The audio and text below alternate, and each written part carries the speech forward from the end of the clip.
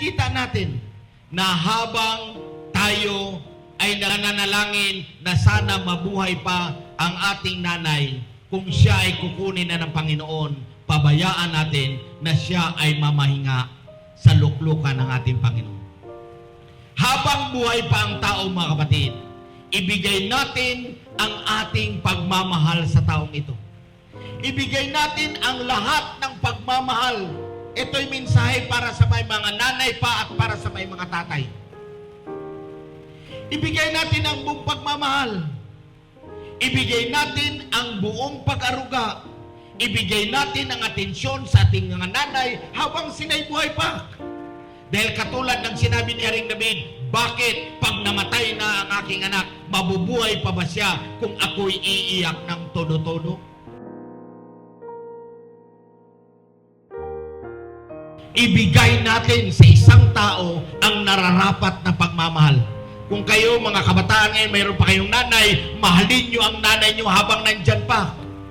Because it is easy to love a live person than to mourn when he is already dead. Mas mabuti, sabi ni Haring Solomon, na ibigay natin ang lahat ng kabutihan sa isang tao habang siya nabubuhay kaysa pagpanahon na namatay na siya, iiyak tayo.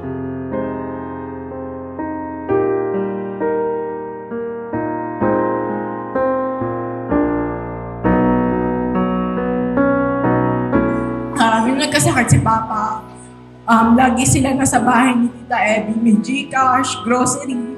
And yung 18th birthday ko, siya nag-push na mag-dress ako, tapos yung mga food, sila naman ni Tita Abby. And ayun, hindi nakakaalam, tumira ako sa kanila. Katabi ko lagi matulog si Tita Auntie Del. Yan.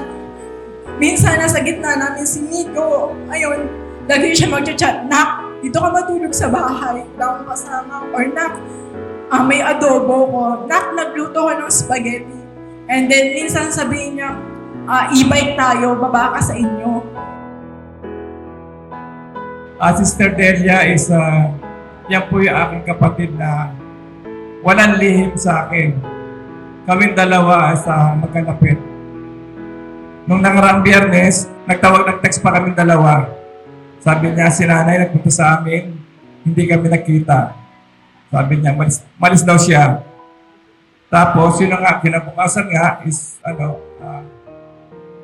po siya, nagkaroon na siya ng maramdaman. And 1 week, no? 1 week, hindi sila nakita ni nanay ko.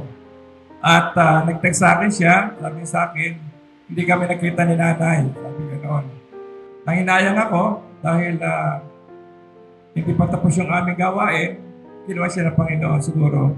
Takta na siya na magpahinga na at nagbibigay sa akin ng lakas dahil doon ko nakita na ang buhay natin napakaikli.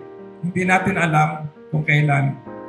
Kaya sabi ko sa kanya, nung nabubuhay kami, kapit lang tayo, talagang ang buhay natin, ganito na buhay natin. Maging missionary tayo, isang manggagawa tayo, na gampanan natin dahil ang buhay natin, di natin alam kailan tayo kukunin.